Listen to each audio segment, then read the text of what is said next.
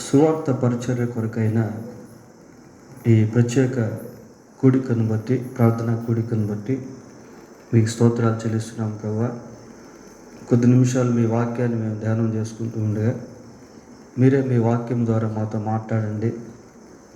కొద్దిమందిగా ఈ స్థలంలో ఉన్నటువంటి మేము ఇంకా భూమి మీద సజీవులంగా ఉన్నాం.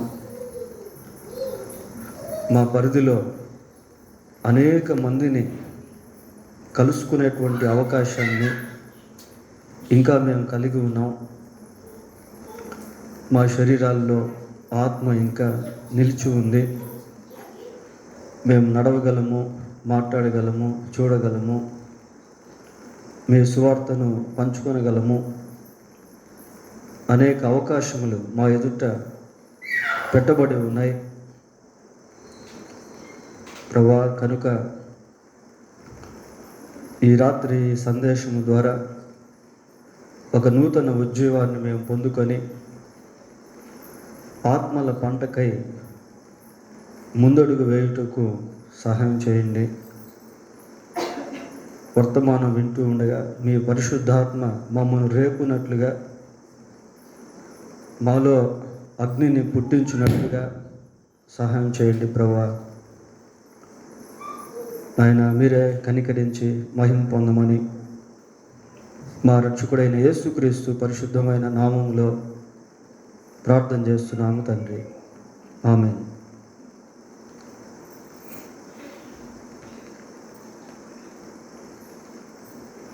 పిల్లరా, బైబిల్ గ్రంథంలో నుండి లూకా సువార్త 16వ అధ్యాయం, లూకా సువార్త 16వ అధ్యాయము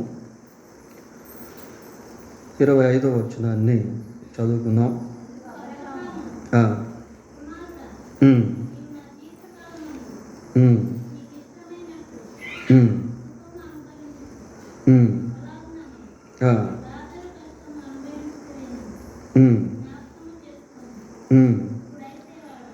ఇప్పుడైతే వాడు ఇక్కడ నెమ్మది పొందుచున్నాడు, నీవు యాతన పడుచున్నావు. చాలు పిల్లరా, ఇక్కడ ఈ 25వ వచనంలో ముగ్గురు వ్యక్తులు మనకు కనిపిస్తూ ఉన్నారు. ఎవరు వీరు అంటే, మొదటిగా అబ్రహాము, రెండవదిగా ధనవంతుడు, మూడవదిగా లాజరు. ఈ సంభాషణలో ధనవంతునితో అబ్రహాం మాట్లాడుతూ ఉన్నాడు. మాట్లాడుతూ రెండు ప్రత్యేకమైనటువంటి స్థలాలను జ్ఞాపకం చేస్తూ ఉన్నాడు. ఇప్పుడైతే వాడు ఇక్కడ నెమ్మది పొందుతున్నాడు, నీవు యాతన పడుచున్నావు. లాజరు నెమ్మది పొందుతూ ఉన్నాడు, నీవేమో యాతన పడుతూ ఉన్నావు. ఇది అదృశ్య లోకంలో జరిగినటువంటి సంఘటన. బయటున్న మానవ ప్రపంచానికి ఇది అర్థం కానటువంటి సంఘటన ప్రియులారా. అయితే దేవుని వాక్యంలో ఇది వాస్తవ గాథగా రాయబడింది. రెండు స్థలాలను గురించి మాట్లాడుతూ అబ్రహాము అంటున్నాడు. ఏమని చెప్తున్నాడు అంటే, నీవు అక్కడ యాతన పడుతున్నావు, వాడిక్కడ నెమ్మది పొందుతూ ఉన్నాడు అని మాట్లాడుతూ 26వ వచనంలో, అంతేగాక ఇక్కడ నుండి మీ వద్దకు దాటగోరువారు దాటి పోజాలకుండునట్లును, అక్కడి వారు మా యొద్దకు దాటి రాజాలకుండునట్లును, మాకును మీకును మధ్య మహా అగాధం ఉంచబడి ఉన్నదని చెప్పాను. ఇలా అబ్రహాం ఇంకా మాట్లాడుతూ ఏమంటున్నాడు అంటే, ఏమని చెప్తున్నాడు, ఇక్కడ నుండి అంతేగాక అనటంలో, అయ్యా మరి నువ్వు లాజర్ని పంపి నా నాలుకను చల్లార్చమని అడుగుతా ఉన్నావు, అయితే లాజరు వచ్చేదానికి వీలు లేదు. నువ్వు ఒకప్పుడు భూమి మీద జీవిస్తున్నప్పుడు నీ ఇష్టానుసారంగా జీవించావు, చనిపోయావు. ఇప్పుడు ఈ వేదనకరమైనటువంటి స్థలానికి వచ్చి బాధ అనుభవిస్తూ ఉన్నావు. లాజరు కూడా చనిపోయాడు, అయితే అతను ఈ నెమ్మదికరమైన స్థలానికి వచ్చి నెమ్మదిని అనుభవిస్తూ ఉన్నాడు. అతన్నైతే పంపడం కష్టం అన్నట్టుగా మాట్లాడుతూ, అంతేకాక ఇక్కడి నుండి మీ యొద్దకు దాటగోరు వారు దాటి భోజాలకుండునట్లును, అక్కడి వారు మా యొద్దకు దాటి రాజాలకుండునట్లును. అంటే ఇంకా కొన్ని ఆత్మలను గురించి అబ్రహాము జ్ఞాపకం చేస్తూ ఉన్నాడు. ఈ వచనంలో మరి అబ్రహాము లాజరుతో పాటు చాలామంది ఉన్నారు. అలాగనే ధనవంతునితో పాటు కూడా చాలామంది ఉన్నారు. వాళ్ళు వీళ్ళని, వీళ్ళు వాళ్ళను చూస్తూ ఉన్నారు. బాధపడుతున్నటువంటి వాళ్ళు నెమ్మదిగా ఉన్నటువంటి వాళ్ళని, నెమ్మదిగా ఉన్నటువంటి వాళ్ళు బాధపడుతున్నటువంటి వాళ్ళని ఒకరినొకరు చూసుకుంటా ఉన్నారు. ప్రియులారా, ఒకరినొకరు చూసుకుంటా ఉన్నారు. కానీ ఈ బాధపడుతున్నటువంటి వారిలో ఏ ఒక్కరు కూడా ఏ ఒక్కరికి సహాయము చేయలేరు. అదే ఈ భూలోకంలో ఎవరైనా బాధపడుతూ ఉన్నప్పుడు ఇంకెవరైనా సహాయం చేస్తే దానికి ఇష్టపడతారు. కానీ నరకంలో పరిస్థితి అలా ఉండదు, పాతాళంలో పరిస్థితి అలా ఉండదు. ఎవరికి ఎవరు సహాయము చేసుకోలేరు. ఎందుకు అంటే అందరూ కూడా ఒకే బాధ అనుభవిస్తూ ఉంటారు. సరే, ఇక్కడ నెమ్మది కలిగినటువంటి వాళ్ళ గుంపును కూడా మనం చూస్తూ ఉన్నాం. ఈ నెమ్మది కలిగినటువంటి గుంపులో అబ్రహాము కూడా కనిపిస్తూ ఉన్నాడు. ఇంకా ఎంతమంది అక్కడ ఉన్నారో మనకి పేర్కొనబడలేదు, మెన్షన్ చేయలేదు. వాళ్ళు కూడా బాధపడుతున్నటువంటి వారిని చూస్తున్నారు, కానీ ఏమీ వారికి సహాయం చేయలేని వారిగా ఉన్నారు. ఈ దృశ్యాన్ని ఒకసారి మనం కొంచెం లాజికల్గా ఆలోచన చేస్తే, బాగా శ్రద్ధ పెట్టి వాక్యాన్ని విందాం. కొంచెం లాజికల్గా మనం ఆలోచన చేస్తే, నెమ్మదికరమైన స్థలంలో భర్త ఉన్నాడు అనుకోండి, వేదనకరమైన స్థలంలో భార్య ఉందనుకోండి, ఆ పరిస్థితి ఎలాగుంటుందో ఒకసారి ఆలోచన చేయండి. ఒకరినొకరు గుర్తుపట్టుకుంటా ఉన్నారు. లాజరుని ధనవంతుడు గుర్తుపడుతున్నాడు, ధనవంతుడిని లాజరు కూడా గుర్తుపడుతూ ఉన్నాడు. ఈ నెమ్మదికరమైన స్థలంలో భర్త, వేదనకరమైన స్థలంలో భార్య ఉంటే ఒకసారి ఎలాగుంటుంది ఆ ఎక్స్ప్రెషన్? ఈ నెమ్మదికరమైనటువంటి స్థలంలో తల్లిదండ్రులు, ఆ వేదనకరమైన స్థలంలో పిల్లలు ఉన్నారనుకోండి, ఆ తల్లిదండ్రుల హృదయాలు ఎలా ఉంటాయి ఒకసారి గమనించండి. ప్రియులారా, మనము ప్రాక్టికల్గా దేవుని వాక్యాన్ని ఆలోచన చేయాలి. ఇది సామాన్యమైనటువంటి విషయము కాదు. తల్లిదండ్రులు నెమ్మదికరమైన స్థలంలో ఉండి పిల్లలు ఆ వేదనకరమైన స్థలంలో అల్లాడిపోతూ ఉన్నారు, బాధ భరించలేకపోతున్నారు, కేకలేస్తూ ఉన్నారు. ఆ హృదయ వికారమైనటువంటి దృశ్యాలు చూస్తే ఎలాగుంటుంది? ఒకరు ఇద్దరు కాదు, కొన్ని కోట్ల సంఖ్యలో అరుపులు, బాధ, వేదన, ఏడుపులు. మనకు తెలిసిన వాళ్ళు ఎవరైనా చనిపోతే, వాళ్ళకి సంబంధించిన వాళ్ళు ఎవరైనా ఏడుస్తూ ఉంటే మన హృదయం ఎంతో వృధలైపోతుంది వాళ్ళని చూస్తే. కానీ ఇక్కడ మన వాళ్ళే, వివాహం అయినటువంటి భార్య లేక భర్త పుట్టినటువంటి పిల్లలు, ఇంకా చెప్పాలి అంటే ఈ నెమ్మదికరమైనటువంటి స్థలంలో పాస్టర్ గారు, వేదనకరమైనటువంటి స్థలంలో బిలీవర్స్గా పిలువబడిన అన్బిలీవర్స్. అర్థమవుతుందా?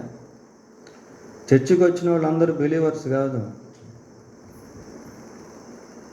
చర్చికి వచ్చిన వాళ్ళంతా విశ్వాసులు కాదు, క్రైస్తవులు కాదు. మనం కొన్నిసార్లు మనల్ని మనం మోసం చేసుకుంటాం.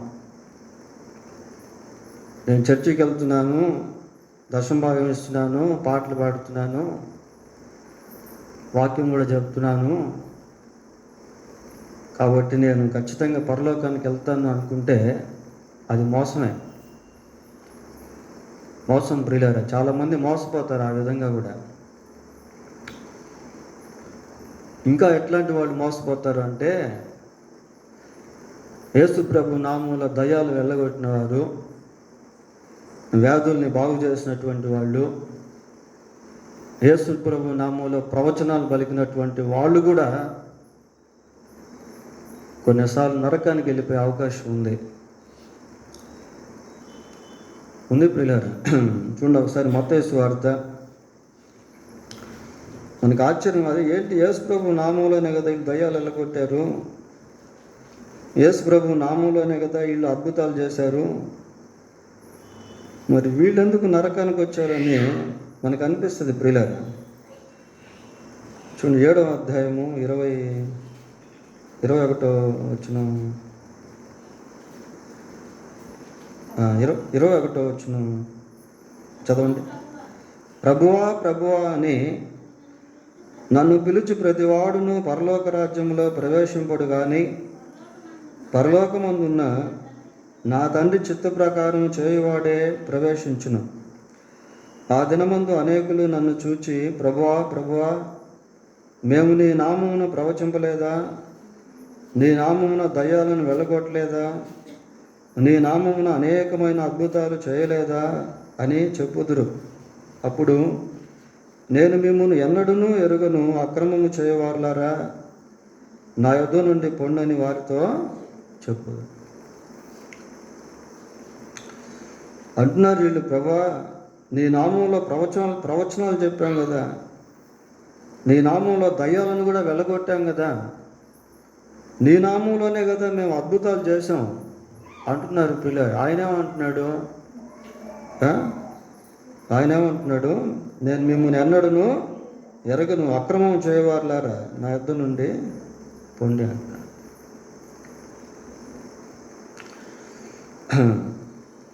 మరి ఎలాగ వాళ్ళు అద్భుతాలు చేస్తుంటారు?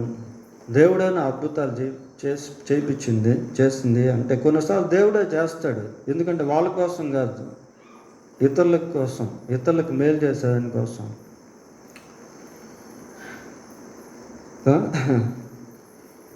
అయితే ప్రభు అంటున్నాడు ఇక్కడ, ఏమంటాడంటే,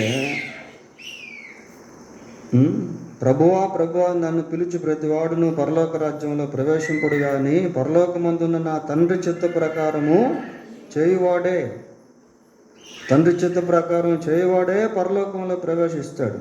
అసలు తండ్రి చిత్తం ఏంటి? కొన్నిసారి మనం బైబిల్ స్టడీలో చెప్పుకున్నాం ప్రియులారా, ద విల్ ఆఫ్ గాడ్ గురించి, దేవుని యొక్క చిత్తం గురించి అనేక విషయాలు మనము చెప్పుకున్నాం. వాటిలో ఒకటి ప్రాముఖ్యమైనది ఏంటి అని అంటే,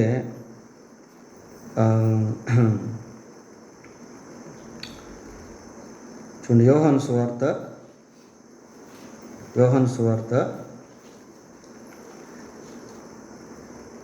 6వ అధ్యాయం.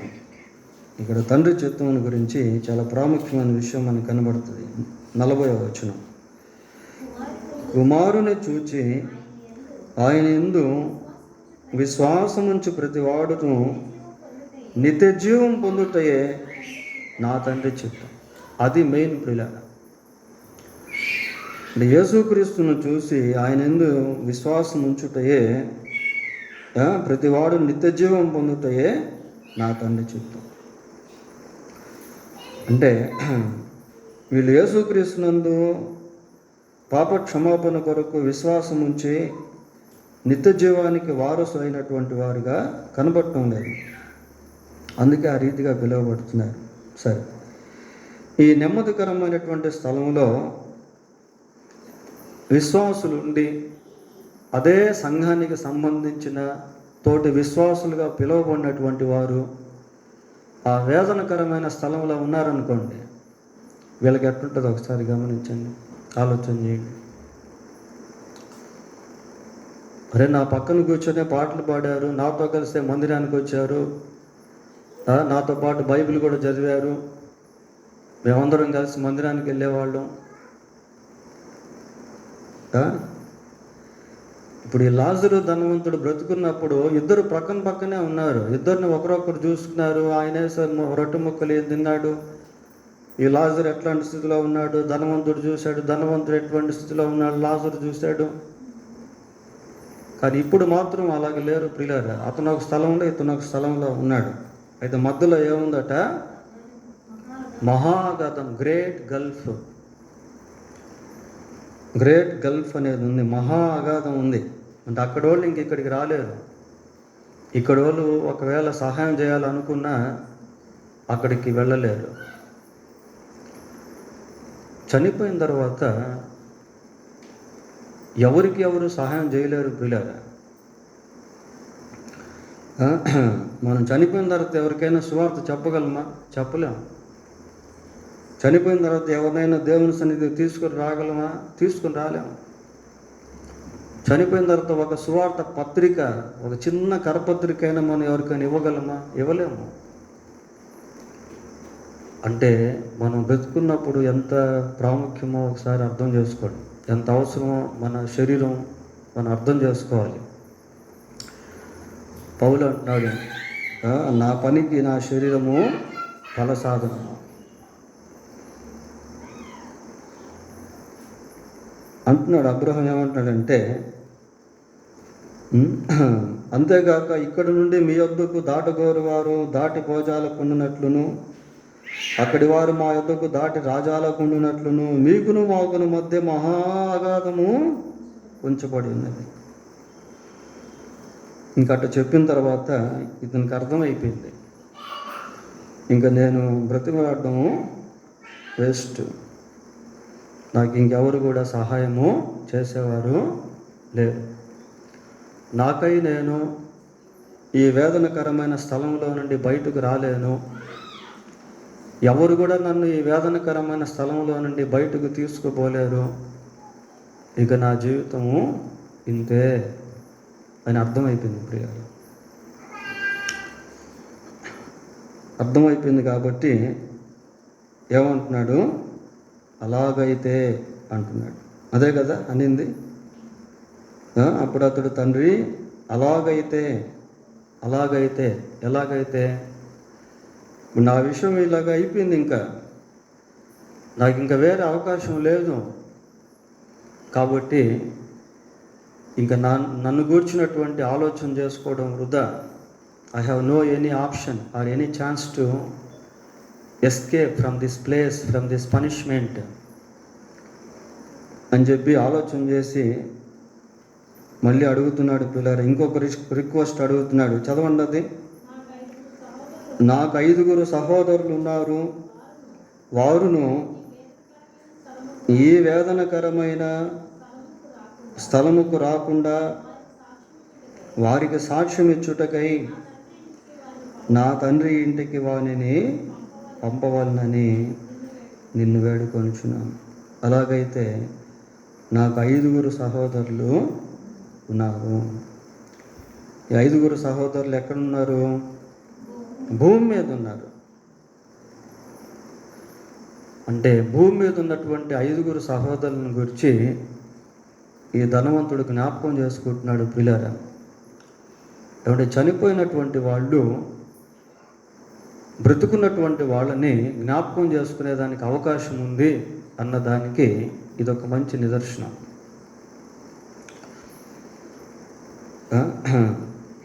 అదే సమయంలో ఈ 5 సహోదరుల పైన అతనికి ఎంత ప్రేమ ఉందో అనేది కూడా ఇక్కడ మనం చూడవచ్చు. అంతే కదా, లేకపోతే వాళ్ళ గురించి మాట్లాడాల్సిన అవసరం లేదు. అయితే ఏమంటున్నాడు అని అంటే, వారు వారును ఈ వేదనకరమైన స్థలమునకు రాకుండా. అంటే అర్థం ఏంటి? వాళ్ళు కూడా నాలాగే జీవిస్తూ ఉన్నారు కాబట్టి వాళ్ళు చనిపోతే నాలాగే ఈ వేదనకరమైన స్థలానికి వచ్చేస్తారు. They are sailing the same boat. నేను భూమి మీద ఎలాగైతే జీవించానో నా సహోదరులు కూడా అలాగే జీవిస్తూ ఉన్నారు. భూమి మీద నేను ఎలా జీవించాడు? అబ్రహాం అంటాడు, నా కుమారుడా, నీ జీవితకాలం అంతా నీకు ఇష్టమైన రీతిగా జీవించాడు. తన ఇష్టానుసారంగా జీవించాడు. ప్రియులారా, దేవుని ఇష్టం ఎక్కడ కూడా కనపడలేదు. ఇప్పుడు 5 సహోదరులు కూడా ఇక్కడికి వస్తారు అని ఇతను నిర్ధారిస్తున్నాడు. కారణం ఏంటి అంటే వారు కూడా అదే విధంగా జీవిస్తూ ఉన్నారు. వారు కూడా అదే విధంగా జీవిస్తున్నారు కాబట్టి వాళ్ళు చనిపోతే ఖచ్చితంగా వాళ్ళు ఇక్కడికే వస్తారు అని ఇతనికి బాగా నిర్ధారణ అయిపోయింది. ప్రియులారా, నిర్ధారణ అయిపోయి ఏమని చెప్తున్నాడంటే, సార్ లాజర్ ఎట్లాగో నా దగ్గరికి వచ్చేదానికి అవకాశం లేదు, కనీసం వారి దగ్గరికైనా పంపించు అంటున్నాడు. సాక్ష్యం ఇచ్చుటకైనా తండ్రి ఇంటికి వాణి అంటే ఎవరు? లాజరు. ప్రియులారా, లాజరు.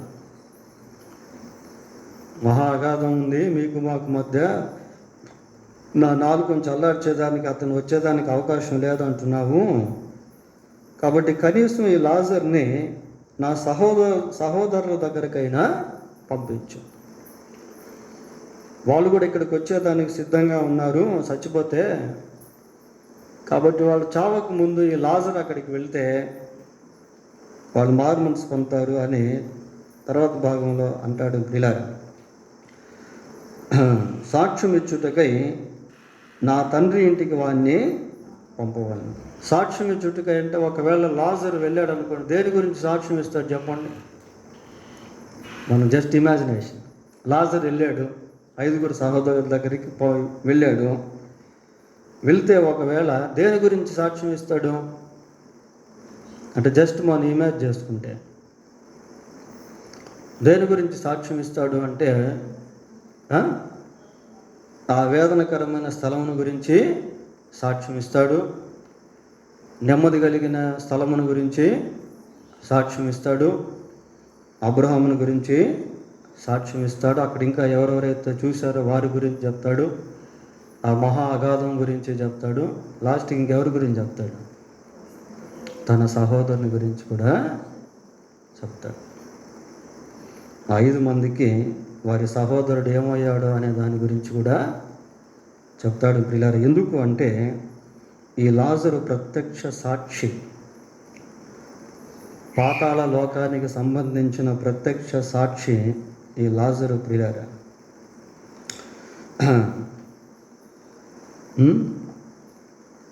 కాబట్టి లాజరు వాటన్నిటిని కూడా చెప్పగలుగుతాడు.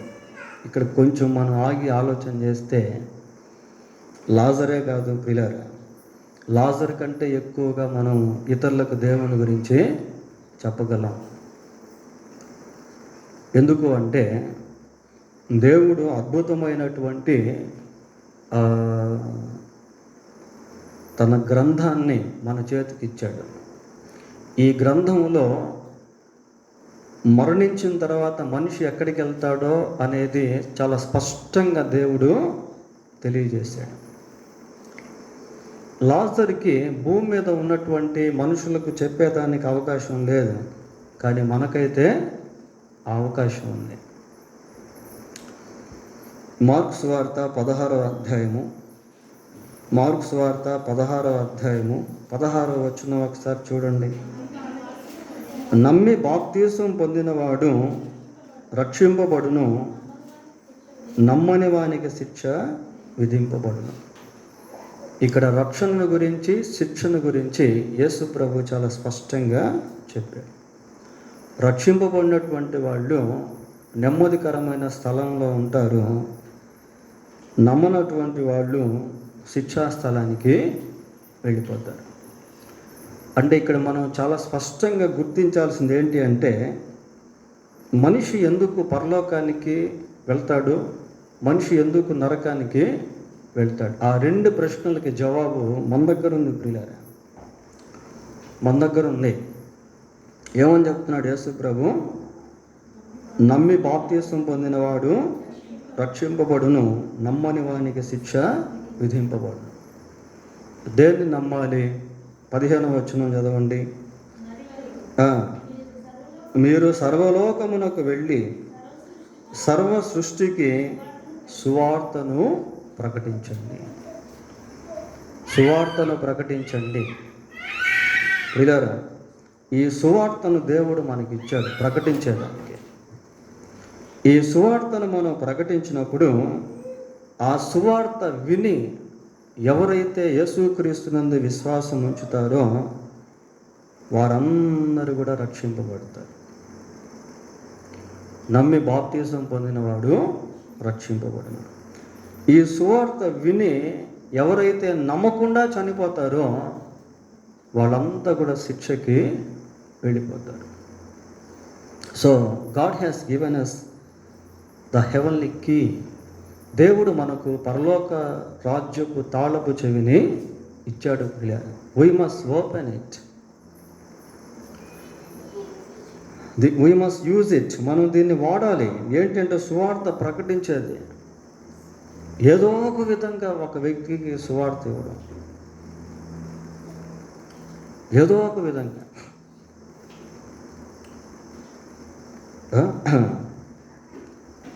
సువార్తను ఇవ్వడం. సరే, ఇప్పుడు అబ్రహాం ఏమన్నాడు విన్నాం.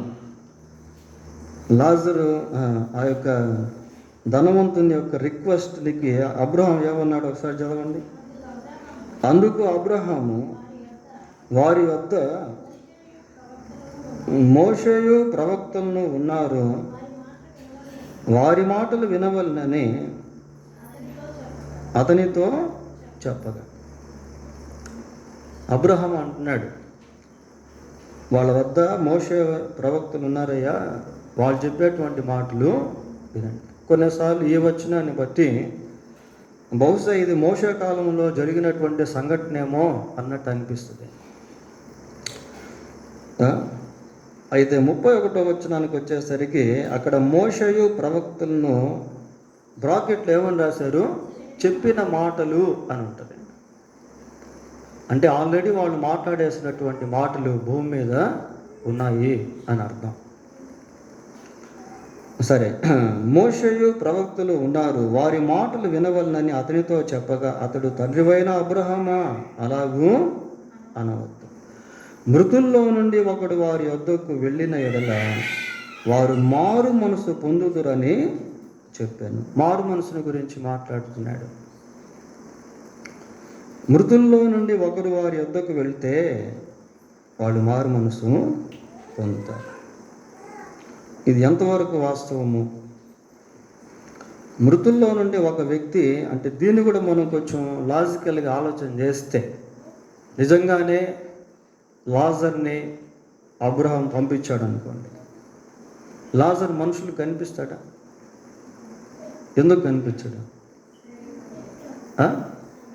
అతనికి శరీరం అనేది లేదు.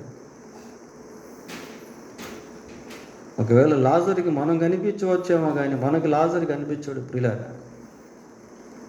ఎందుకు అంటే అతనికి శరీరం అనేది లేదు.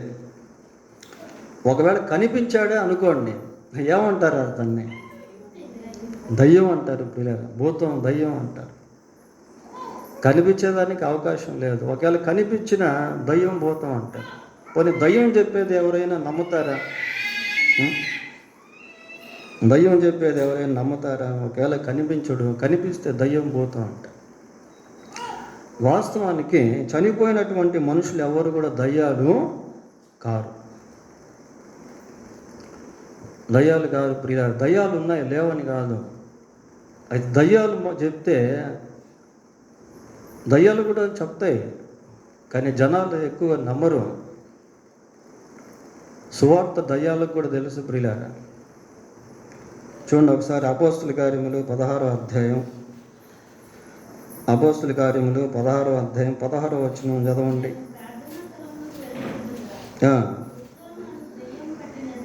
పుతోను అను దయ్యం పట్టినదై సోద చెప్పుట చేత. సోద చెప్తా ఉంది ఒక అమ్మాయి, ఒక యవనస్తురాలు. అమ్మాయి ఎందుకు సోద చెప్తుందంటే అమ్మాయికి ఏం పట్టింది? దయ్యం పట్టింది. బిడ్డలారా, దయ్యం పట్టింది. ఈ చాతుబడి చేసేటువంటి వాళ్ళు, సోద చెప్పేటువంటి వాళ్ళు, జ్యోతిష్కులు, రకరకాల మనుషులు ఉన్నారు. కొద్దిమంది చెప్పేటివి వాస్తవంగా జరిగినట్టుగానే ఉంటాయి, కొన్ని జరుగుతాయి కూడా. ఈ సోద చెప్తా ఉంది, ఈ అమ్మాయిలో దయ్యం ఉంది.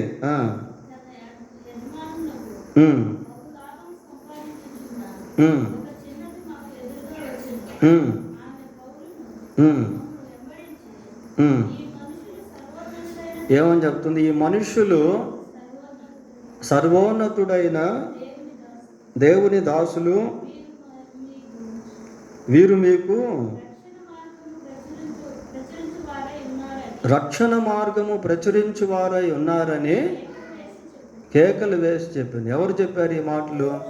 దయ్యం చెప్తా ఉంది. ప్రియులారా, దయ్యము మనుషులో నుండి మాట్లాడుతూ ఉంది. దయ్యం మనుషులో నుంచి మాట్లాడుతూ ఏమని చెప్తుందంటే, వీరు మీకు రక్షణ మార్గమును ప్రచురించేవారై ఉన్నారు అంటుంది. చూడండి ఎంత క్లియర్గా ఉందో ఇక్కడ వాక్యము. వీరు మీకు రక్షణ మార్గం ప్రచురించేవారై ఉన్నారు అని కేకలు వేసి చెప్పాను. సరే, అంతగా చెప్పింది కదా, దయ్యం మాటలైన నమ్మాలి కదా. మరి దయ్యం రక్షణ మార్గం ప్రచురించే వాళ్ళు వీళ్ళు అని కేకలేస్తూ ఉంది. మనమన్నా కొన్నిసార్లు మామూలుగా చెప్తే దయ్యం కేకలేసి చెప్తా ఉంది. ప్రియులారా, వీళ్ళు రక్షణ మార్గం ప్రకటించేటువంటి వాళ్ళు అని కేకలేసి ఆవంతని చెప్తా ఉంటే ఎవరు నమ్మలేదు. ప్రియులారా, ఎవడు దయ్యం ప్రకటిస్తే మనుషులు నమ్మేదానికి అంత అవకాశాలు లేవు. ఒకవేళ దేవుడు దయ్యాన్ని వాడుకుంటాడు. ప్రియులారా, God is able to use even demon spirits. సరే, కానీ దేవుడు వాడుకోవాలనుకున్నది ఎవరిని అంటే బిలీవర్స్ని, విశ్వాసుల్ని దేవుడు వాడుకోవాలనుకుంటున్నాడు. ఇక్కడ దయ్యం ప్రకటించింది. ఎవరైనా మారు మనసు పొందినట్టు మనకు కనపడలే. అదే అధ్యాయం 30వ వచనం చదవండి.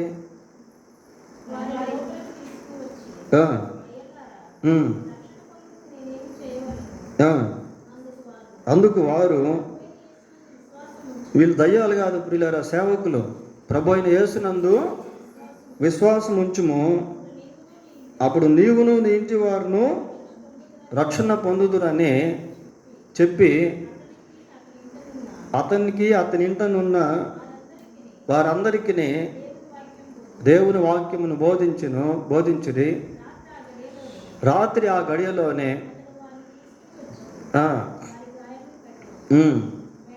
వెంటనే అతను అతని ఇంటి వారందరూ బాప్తిజమము పొందారు. యేసుక్రీస్తుని నమ్మారు, బాప్తిజం పొందారు. ఇంకా వీళ్ళు రక్షింపబడ్డారు. ప్రియులారా, అయ్యలారా, రక్షణ పొందుటకు నేను ఏం చేయాలి అని అంటే, ప్రభు అయిన యేసుక్రీస్తునందు విశ్వాసం ఉంచు, అప్పుడు నీవును నీ ఇంటి వారును రక్షణ పొందుదురు అని చెప్పి వాళ్ళకి దేవుని గురించి చెప్తే, ఆ రాత్రికి రాత్రే ఆ జైలరు, అతని యొక్క కుటుంబీకులు దేవుని గురించి తెలుసుకొని దేవుని సువార్తను నమ్మి బాప్తిజాలు తీసేసుకున్నారు. అంతకుముందు దయ్యం ప్రకటిస్తే ప్రజలు నమ్మినట్లేదు, కానీ వీళ్ళు ప్రకటిస్తే ప్రజలు నమ్మారు. దీంట్లో మనం నేర్చుకోవాల్సింది ఏంటి అంటే, భూమి మీద సజీవంగా ఉన్నటువంటి మనము చాలా దేవునికి అవసరమైనటువంటి వారు, చాలా ప్రాముఖ్యమైనటువంటి వారు.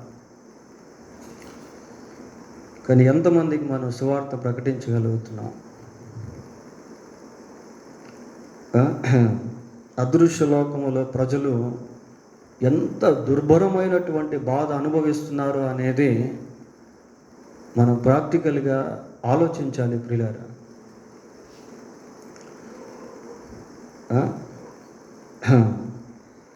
ప్రాక్టికల్గా ఆలోచన చేయాలి. సరే, మాట్లాడుతూ అన్నాడు, మారు మనసు పొందుదురని చెప్పాను. అందుకు అతడు, మోషేయు ప్రవక్తలు చెప్పిన మాటలు వారు వినని ఎడల మృతుల్లో నుండి ఒకడు లేచినను వారు నమ్మరని అతనితో చెప్పాను. మోషేయు ప్రవక్తలు చెప్పిన మాటలు వారు వినని ఎడల వాళ్ళు చెప్పిన మాటలు వింటే ఈ వేదనకరమైనటువంటి స్థలానికి వాళ్ళు రారు. ఆ మాటలు వినకపోతే మృతుల్లో నుంచి ఎవరైనా పోయి చెప్పినా కూడా వాళ్ళు నమ్మరు అంటున్నాడు పిల్లలు. ఇక్కడ ఇంకొక విషయాన్ని మనం గుర్తుపెట్టుకోవాల్సింది ఏంటి అంటే, మోషేయు ప్రవక్తలను చెప్పిన మాటలు అనేది యూదా ధర్మశాస్త్రంలో మరి మోషే యొక్క పెంటెట్యూక్ 5 కాండాలు ఉంటాయి, కీర్తనలు ఉంటాయి, ప్రవక్తల పుస్తకాలు కొన్ని ఉంటాయి. మరి యూదుల యొక్క బైబిల్లో మొత్తం 24 పుస్తకాలు ఉంటాయి. మన బైబిల్లో ఎన్ని ఉన్నాయి? 66 ఉన్నాయి. ఎవరి బైబిల్ ఎక్కువ? వాళ్ళదా మందే? మంది ఎక్కువ ప్రియులారా. యూదులకు ఉన్నటువంటి జెవిష్ బైబిల్లో కేవలం 24 పుస్తకాలు మాత్రమే ఉన్నాయి. కానీ మన దగ్గర ఉన్నటువంటి బైబిల్లో 66 పుస్తకాలు ఉన్నాయి. అంటే ఇన్ఫర్మేషన్, సమాచారం వారికంటే మన దగ్గర ఎక్కువగా సమృద్ధిగా ఉంది.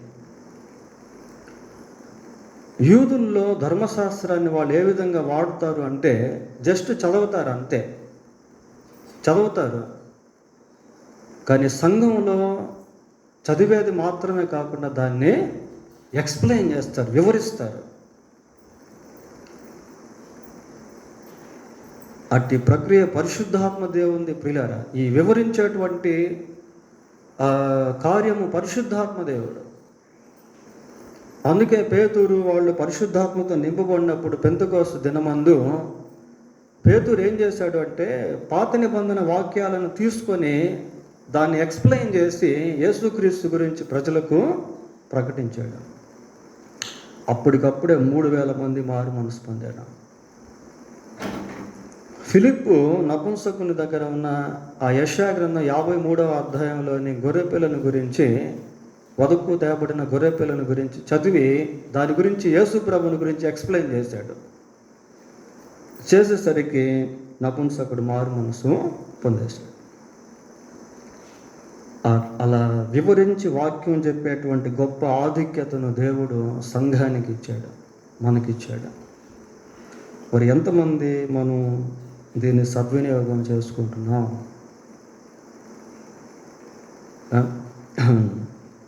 ఇవన్నీ చాలా మనకై మనం అడుక్కోవాల్సినటువంటి ప్రశ్నలు. దేవుడు తన వాక్యం దీవించును గాక. ప్రార్థన చేసుకున్నాం.